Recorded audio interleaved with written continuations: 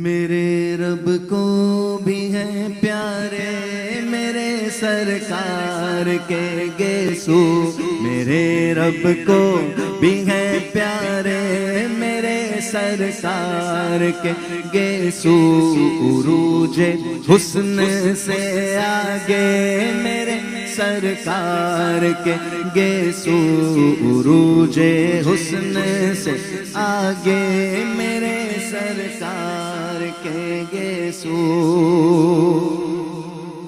घुमाती उम्मे सलमा पानी में मुँह मुबारक को। उम्मे सलमा रज़ियल्लाहु ताला अन्हा के पास उनके मुँह मुबारक मौजूद थे और किस कंडीशन में थे? ऐसे नहीं खुले रखे थे, एक चांदी की पेंसिल नुमा डिबिया में मौजूद थे। उम्मे सलमा रज़ियल्लाहु ताला फरमाती कि जब कोई मरीज आता तो मैं वो डिबिया पानी में घुमा देती, वो पानी मरीज को पिलाया जाता, मरीज शिफा पा जाता। हाँ बिल्कुल, क्या बात है, सुभान अल्लाह। ये अदब की बात है ना, कहते हैं उम्मे सलमा का अदब था ना, वरना डायरेक्ट उसको छू सकती थी, वो तो उम्महातुल मोमिनीन है ना, क्या शान है। तो बेअदबी है उसको छूना भी, तो ये अदब सिखा रही हैं। तो पेंसिल की डिबिया में रख दिया, चांदी की डिबिया में रखा और कहने दें कि मुंह मुबारक तो हैं ही शिफा देने वाले, मुंह मुबारक जिस चीज से मस हो जाए वो भी शिफा देने वाले बन जाए। घुमाती उम्मे सलमा पानी में मुंह मुबारक को, मरीजों को शिफा देते मेरे सरकार के गेसू, मरीजों को शिफा देते मेरे सरकार। हज़रत खालिद बिन वलीद रज़ियल्लाहु ताला अन्हु के मामलात, उनकी सुभान अल्लाह अकीदत कौन नहीं जानता।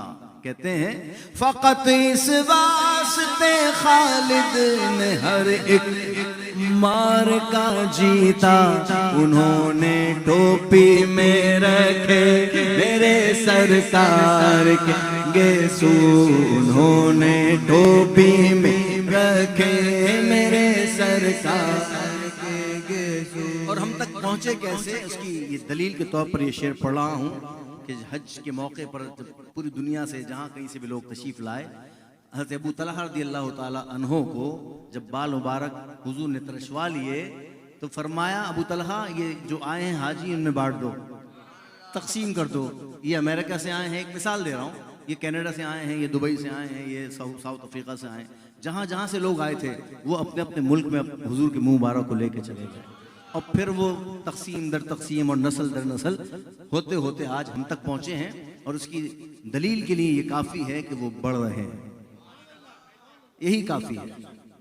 वरना कोई कह दे कि मुँह मुबारक है तो हमें हमारा ये ईमान होना चाहिए और यकीन होना चाहिए कि ये सरकार के बाल मुबारक है, तो बढ़ते हैं। और बढ़ने की दलील पर एक वाक़या मैं ज़रूर सुनाना चाहता हूँ। साउथ अफ्रीका में अल्लामा साहब मैं जब गया तो मुझे किसी ने वाक़या सुनाया 2 साल पहले कि किसी साहब को किसी ने मुँह मुबारक का तोहफा पेश किया, उन्होंने उसको घर पे रखा।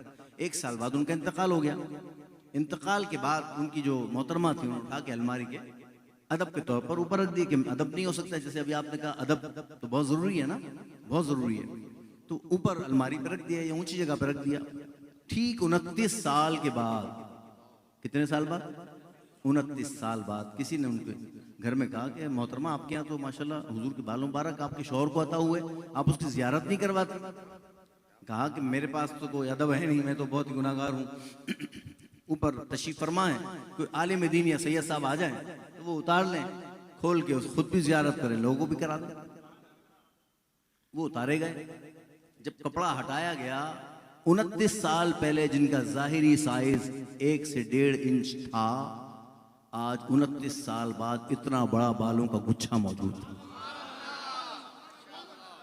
तो ये है दलील सरकार दो आलम अलैहिस्सलाम के बाल मुबारक के यकीन होने की। एक आम बाल रख दें उठा के, अपना बाल तोड़ के रख लो, 10 साल भी वहीं का वहीं रहेगा, हैं? तो ये सरकार के मुँह मुबारक है और सरकार का मौजज़ा है। और ये हम गुलामों पर सरकार की करम नवाजी है कि मेरे गुलामों में मुझे तो देखा नहीं, मेरे बालों की ज़ियारत कर। ज़ियारत गेसुओं की है, नबी की दीद का हिस्सा,